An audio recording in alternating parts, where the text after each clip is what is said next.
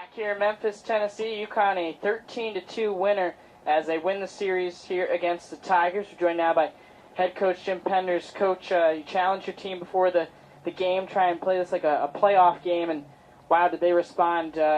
3 crooked numbers. It's the 3rd time this season you've scored in 3 consecutive innings, and really just jumped all over the Tigers. It's only the 3rd time we've done that? Yeah, Mason and Villanova. Wow. It was a good. Max McDowell was huge. Big 2-out knock in the first, and Bobby Melly with the bases loaded, getting it done. Vinny had a 2-out RBI and hit a ball hard, to the right side, which we haven't seen in a long time. So a lot of positives offensively. We've got to get Daniello right. We've got to get. John Testani's struggling, but I expect him to just get on base. We don't look for an awful lot of offense from him, just get on base. But for the most part, I thought we swung the bats pretty well and just came out of the gates, ready to go today. A heck of a lot different than yesterday. And Coach, how about the table setters and Jack Sundberg and Tom Verdi? They were on base in each of the first 3 innings, scored in each of the first 3 innings. Just how does that duo add a dynamic to the offense? Well, they both look a little bit more comfortable in those spots. I don't know what it is. They did not, they didn't get off to a good start yesterday. 2 terrible at bats back to back in the first inning yesterday. But I like them in those spots. It's a little different look to us, and Jack's been swinging the bat better than he has. Earlier in the year, so he was very good early. Then he had a little bit of a lull, and now it looks like he's picking it up. He's barreling up a lot more balls and seeing some more deeper counts. And so is Tommy. He's not swinging the first pitch every time up now. He's getting closer to his timing. It's still not perfect, but he's a good offensive player when he can see more pitches. You guys are kidding me. It is roasting up here. It's just like a freaking sauna. It's a lot easier to watch. It's a lot hotter up here. It's like a hot box. We embrace it. Hot yoga stories. Unbelievable. You shouldn't complain. Talk a little bit about the guys that have been struggling lately, starting to get going. Verdi, Sienna, McDowell obviously has had a nice couple of weeks here lately. Seeing those guys get going, as you mentioned, the only one you'd like to see is Daniello, but he's been up and down for you guys. His confidence is just not there right now. He's just, even on defense, it's just he's got to believe in himself. We got to get him right. He did have a good at bat hitting the ball the other way with nobody on, but he looks like he's pressing at the plate with runners in scoring position right now, and he's not seeing that fastball in the outer third that he can hit that way if he's looking for it, and he's just not right now. So it'll benefit him to have a few days off, study for finals, and then get back in the cage.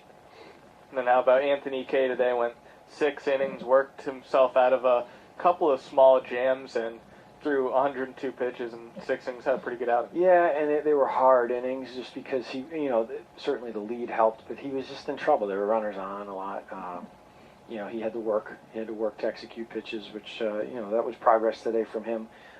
Sometimes it can be difficult too, to just let's just throw strikes. Let's throw strikes. And he handled the big lead well. You see some guys not pitch as well with the big lead. I was glad to get Max Slade back out there too. His stuff the last 2 days has been where it was early in the year, so we need his confidence going too. We need some more options out of that pen. So that was good to see, and it's good to get 7. It's an odd thing when you're playing.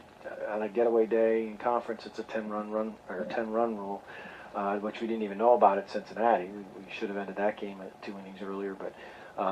Kind of an odd one to manage for us too, because you don't know. You want to figure out a way to get out of here in 7 innings and get the guys studying on the bus. So it was a little different type of game to manage in the later innings, especially. What about a characteristic that Kay's been developing over his freshman year, picking up his teammates when they're unable to make the plays in the field? You didn't get credited with any errors, but a high chopper that Vinny eats him up, then Tommy can't get out of his glove, and then the double play ball where Daniello throws off the bag, and he only gives up 1 run in the inning with bases loaded, nobody out. I'll take that, yeah. Bases loaded, nobody out, and just 1 run he minimized really well, and I don't know how the heck that's not an error. It's got to be something. It wasn't a fielder's choice. He didn't make a choice. He didn't throw the ball anywhere. So that should have been an error on Tommy.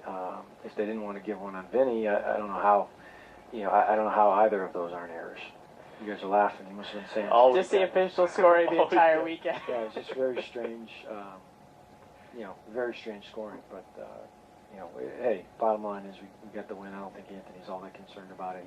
He knew that he did what he was supposed to do today and win the ball game. We needed that from him. And, now we've got a couple days. We'll give them Monday, Tuesday off, study their rear ends off, and then we got to find a way to do workouts different times of the day, maximize as many guys as we can. We're never going to have the whole team there until Saturday, and then we have to play Houston in about 30 hours or less, with the wind less than that. What am I talking about? Maybe 26, 27 hours. We have to play that whole series, so it's going to be really difficult to squeeze them in, but we got to try to do that and win a series.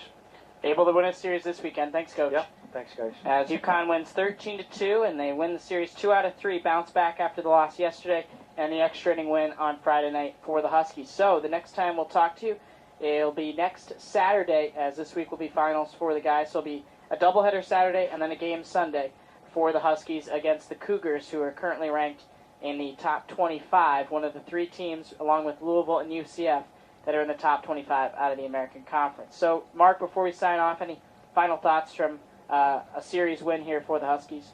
Well, just on Friday night, such a tough-fought win. We were expecting that momentum to build coming on Saturday. Saturday didn't happen. You wondered how this team was going to respond after a pretty demoralizing loss. And today they came out and they battled from the start. First pitch had a focus that Memphis didn't. Memphis did not. And they just took advantage. Their at-bats were phenomenal in the first 3 innings. Putting up that amount of runs, putting up 13 innings in 3 innings is crazy.